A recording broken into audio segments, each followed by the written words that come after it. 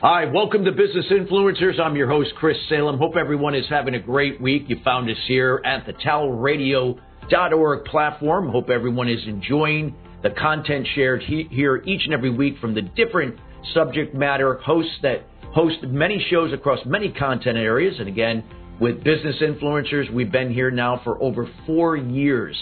And again, this show has gained its success because of you, the listeners. And again, we are committed each and every week in bringing subject matter experts to help share their words of wisdom and insights and personal experience to help elevate your level of influence to the next level.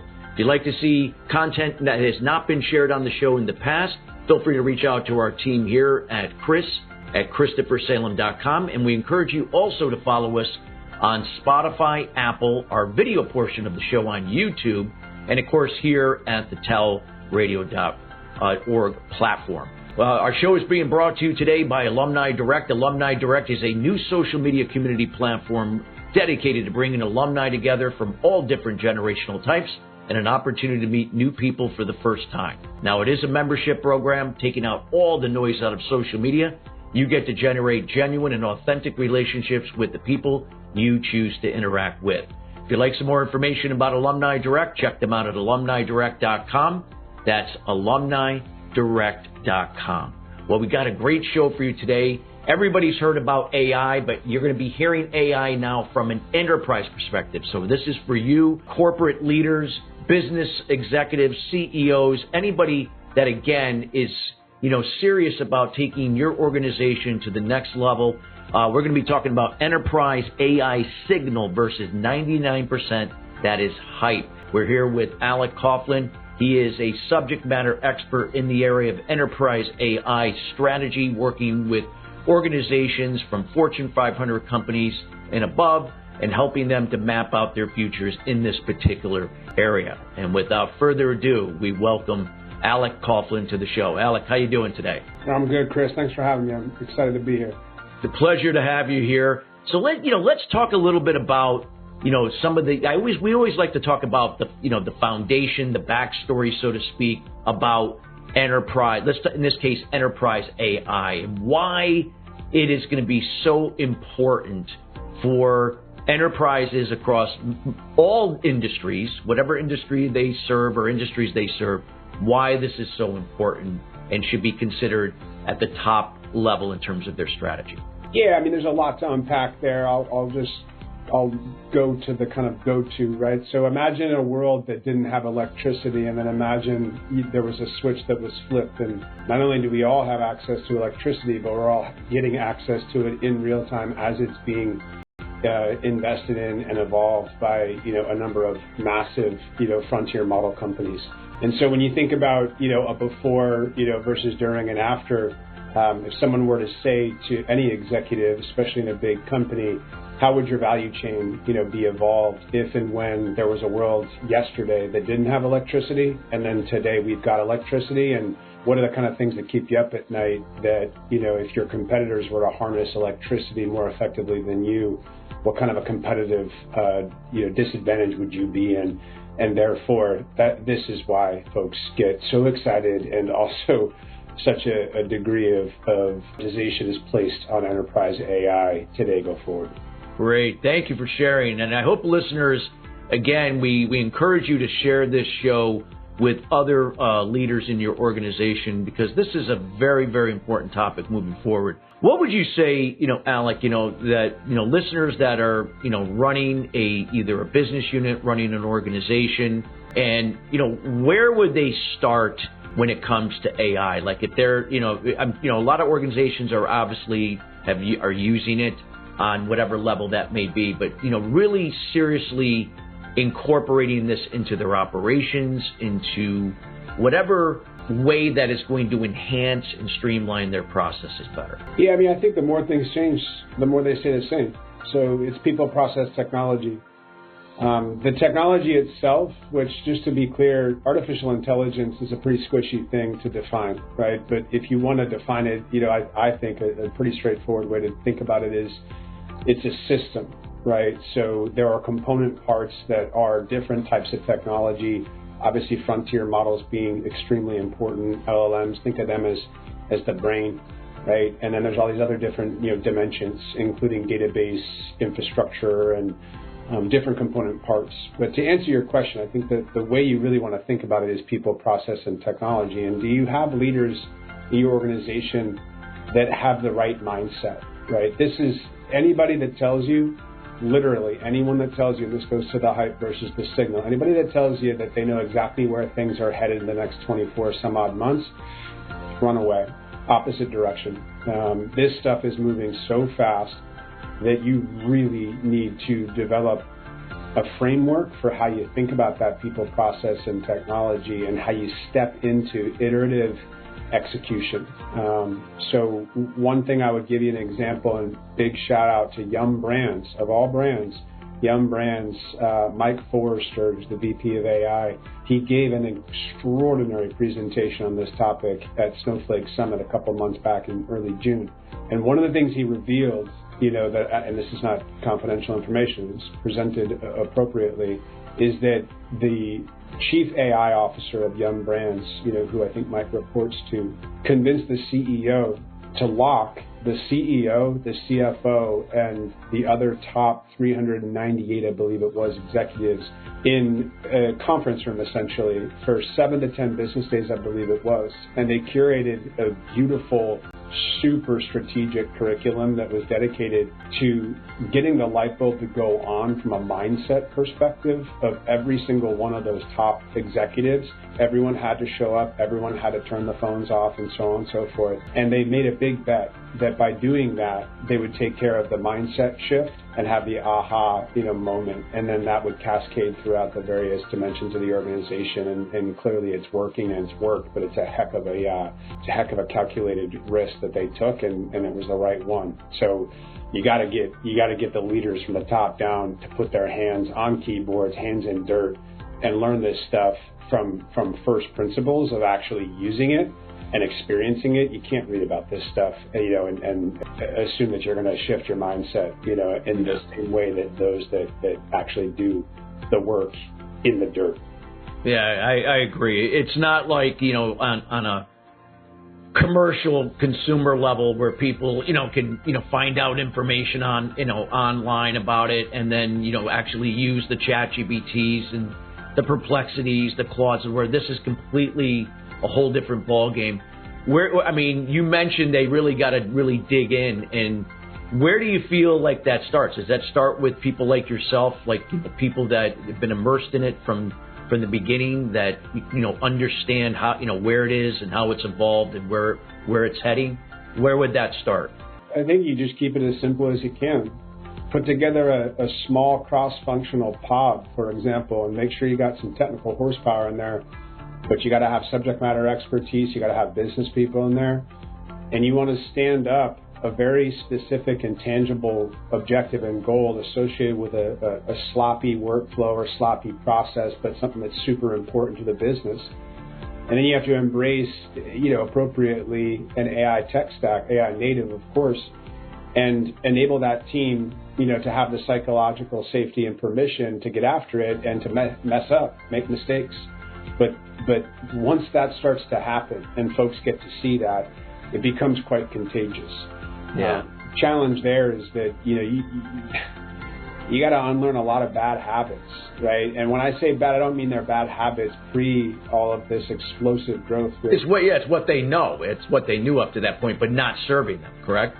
You think of it as, imagine if you and I had a local business in some part of the Northeast, and we wanted to expand the business, but the only expansion mechanisms that we had were, horse-drawn carriage and, maybe a couple of cars that we had access to, what have you. But then all of a sudden, if somebody just overnight invents an airplane, and massive, industrial-sized railroads and and shipping containers and all these other things, like how in the world would two guys, with a nice small business be able to process that and not go back to, well, this is the way we've always done it. We've been doing it for 25, 30 years. This way it works. And I think the bigger the company, the more inertia kicks in around what I just said, right? Risk aversion, protecting what you have versus realizing what you could go get, and so on and so forth. And so those aren't bad habits with a capital B. They're just within the context of the environment that enables companies like Lovable to, over an 8-month period with 15 people, become a $100 million a year business. Like those are different habits, right? Those are different ways of doing things that are extremely difficult for folks to understand, again, unless they get in it. And so you got to get in it. And if you don't get in it, your competition is going to. And if and when, Lovable can do $100 million a year in revenue over eight months, what do you think a big company can do if and when they harness this mindset like Young Brains is doing with Mike Forrester's guidance and leadership and others? Love it. No, great information, what you shared. What would be some other things you could share, in terms of, as, organizations are trying to, wrap their head around this and understand it better? What would be some other things that you could share that could enlighten them in terms of, what this is going to do and to enhance their processes, and just about anything that's going to be important to them, especially what you talked about, unbreaking some of the patterns, things they've been, hey, this is how we've always done it, but yet now it's not working, or it's not as efficient as it once was. Yeah, I think maybe, and if I'm following, I think what you do is you take a sample set of AI native companies and try to put them together to achieve outcomes that will, enable you to deeply understand this notion of human plus machine augmentation, right? We all have access today. If we, know where to look for it, we all have access to anywhere between 3 and 10x the horsepower that we as individuals had, previously. And so you just kind of keep it simple, right? Is take a company like, Langchain, for example, shout out Harrison Chase, and combine that with something in the arena of a Snowflake meets, some other stuff in territories of super modern data infrastructure that can enable you to unlock and see things within the data, such as knowledge graphs, again, shout out relational AI, that enable you to then elevate the ontology out of a data set to then create a knowledge graph that you can then operationalize through these technical, infrastructure pieces that are way, way faster and way more modern. And what you can then do is you can achieve business outcomes at 10 to 100 times the pace, and then you start to unlock the value. So whether you take a business outcome that's native to, let's say, marketing or sales or ops or what have you, or if you want to do it in an even more turnkey solution, but it's still AI native, you look at Brett Taylor and Sierra, right, and just jump into something with him and his crew. Brett Taylor is one of the most prolific and gifted builders of this generation of technologists out of Silicon Valley, and so you can bet dollar to donuts that he's got you. So if you want to do something that's more off the shelf, you go that route. If you want to get your hands in the dirt and you've got technical talent that can really jump in, and you got subject matter experts that are comfortable, jumping out of the airplane and being real uncomfortable with the fact that a lot of the things that they used to do that worked out quite well in a more, systematic, controlled, traditional environment are now going to have to be, they're going to have to evolve. And that all of what I just said, it all boils down to the simple fact that the technical capabilities that have been invented far exceed our collective understanding and embrace. It's like inventing driverless cars without highways and roads, right? We got a lot of work to do. And that's why I say that there's just so much hype, and enthusiasm. It's great, but the signal is like, hey, just pick something specific and dig in and get after it and produce results. Yeah, I like that approach. Like, start with one thing, work it, make it, measure it, see what's working, and then obviously go to that next, whatever that next phase or whatever you're going to work on there. I think the process is always works best towards the results you seek. I agree 100%. What would you like, if, now looking at this, there's I would again, I'm not an expert in the area of enterprise AI, nor near like you are. What is the investment in terms of time, resources, in this case, money, in terms of what organizations are going to have to allocate to this in order, and obviously what that return is going to be? Yeah, I mean, that's a great question. And I'll constrain it a little bit. Historically, right, let's say 4+ years ago, when it came to technology, and for all you CEOs and C-suite executives, especially those that are not in the technical arena, you're probably quite familiar, and you're going to cringe when I say things like re-platform, right? So that's a code word that was inherent inside of all of the foundational stuff that was accomplished with digital transformation 1.0 within the enterprise. And the reason for that, justifiably, was because you had really big, huge, systems and technologies that had been built over, the last 15, 20 years. And if you decided to shift from one to another, it could be very, very worthwhile and prove out to be the right move. But it's a big investment, and it takes time, and it's a calculated risk. Yeah. So replatforming is something that gives people they cringe a little bit on that. It's like, oh gosh, because that comes with lots of investment and time and so on and so forth. And change, because change is always a hard thing for organizations or people involved. Yeah, absolutely. Again, going back to the more things change, the more they stay the same. People process technology, right? But here's the beautiful part. We've moved, and not to get too technical, but we've moved from what's referred to as a deterministic to a probabilistic type of technology and software. And all that really means is that the way technology used to be or was built and constructed was you had to kind of think it through. Like, hey, I'm going to build a piece of technology to solve the following X, Y, and Z number of problems, and if and when a user presses this button, then this happens, and yada, yada, yada. We all kind of understand that. You have to determine what it is that the software is looking to achieve, and then you enable your users to do that. But now, thanks to the brain, right, LLMs and the superpowers, they become probabilistic, which means that they can enable and adapt according to inputs and so on and so forth. And so it's a very long-winded way of saying that we've moved from an application-centric to a data-centric and eventually a knowledge-centric architecture, which means, full stop, you can get started in this arena literally overnight, and you can do so with impact over, a week, 2 weeks, 30 days, and you can build bottoms up accordingly, right? You do not have to boil the ocean. This is not top-down stuff. Now, if you want to go top-down, and if you want to make a big, 7, 8, 9-figure bet, you can do that too. But that's the beautiful part about this new era of technology is it's probabilistic by nature, meaning, you got to be careful with hallucinations and guardrails, et cetera, because again, same input could produce different results. And we've all got with ChatGPT, et cetera. But the bottom line is this is a much more agile and adaptive environment, which again goes back to how big the opportunity is. But at the same time, you really can't just sit back and read about it. You really got to get in there and get after it and have that aha moment for yourself as a leader. You have to see it. Yeah, I agree.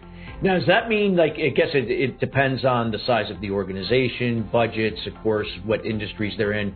Do they hire people to come in and that know this and or are getting better at this, or do they go to the outside, or a combination of both?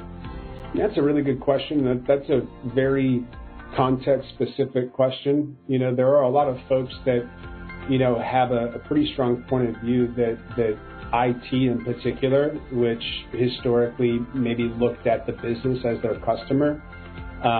Maybe IT is now the partner of business versus a customer type of relationship like it used to be because of how dynamic this stuff is. Some folks are starting to introduce AI into C-suite titles and so on and so forth, which feels a little bit like digital transformation 2.0, where all of a sudden you found a digital, chief digital officer, et cetera. I think it really depends on the circumstances and situation. But I do think that the one thing you can't do is not do it, right? So whatever your comfort is as an executive leader, either do it yourself, do it with your team, or bring in specialized talent that can help you stand up and accelerate with guardrails your ability to see things that you've never seen before, because this stuff didn't exist. But you got to do it. If you don't do it, I think we all know exactly what's going to happen. I agree. Like I said, it's going to be those organizations that will be left in the dust. And just the way this AI is, just evolving on a daily basis, and how it's enhancing data and all the other things to the machine learning. It's just, if you're not on top of this, whether if you're doing it internally or going to the outside or a combination of both, you're going to be left in the dust. I 100% agree. What else could you share with our listening? Because we have a few minutes now, because I want to leave time for let people know how to get in contact with you. Something that you haven't shared that you feel would be valuable insight to really tie everything that you've shared so far in this short time on this show about this topic of enterprise AI signal versus the 99% that is hype. Come on, Chris. I can't answer that question.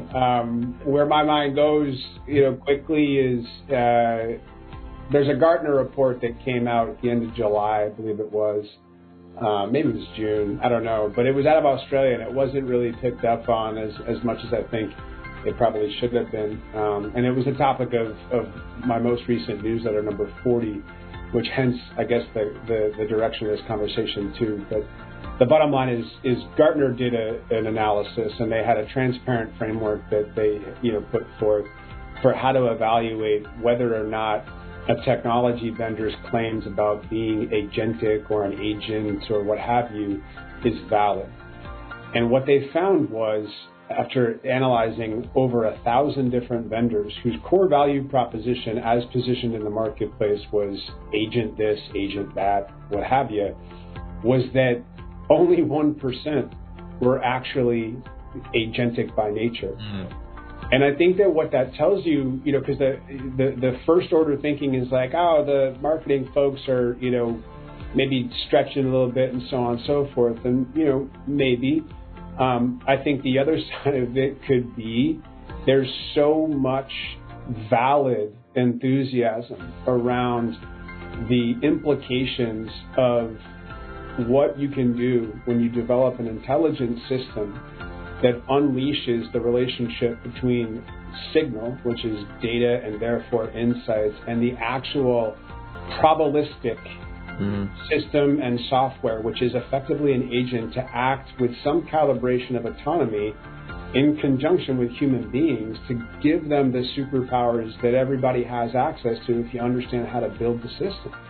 And I think it's just a direct reflection of a combination of enough really well-informed people that know what I just said to be an absolute fact. Shout out Brett Taylor and Sierra and others, as well as those that are trying to play catch-up. But there's just so much confusion because it's so hard to figure this stuff out unless you get really close and really, get your hands in the dirt. So I would say that my newsletter 40 paints a pretty direct and clear picture around what it is that I think we're all about to experience go forward, which is, the 1% is going to become of those that, understand the signal, it's going to become bigger and bigger and bigger, right, to 4%, to 5%, to 20%. And you want to make sure that you're in that category because the compound returns of getting this right versus the existential threat of just not doing anything or waiting,